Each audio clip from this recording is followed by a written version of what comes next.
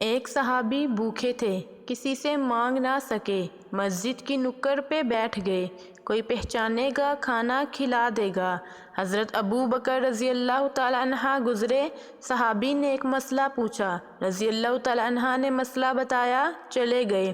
حضرت عمر رضی اللہ تعالیٰ عنہ گزرے، یہی معاملہ ہوا، چلے گئے۔ مولا علی رضی اللہ تعالیٰ عنہ گزرے، یہی معاملہ ہوا۔ بہت سے صحابہ کرام اسی طرح بغیر پہچانے کہ یہ بندہ بھوکا ہے مسئلہ بتا کر گزر گئے۔ پھر آپ صلی اللہ علیہ وآلہ وسلم کی آمد ہوئی۔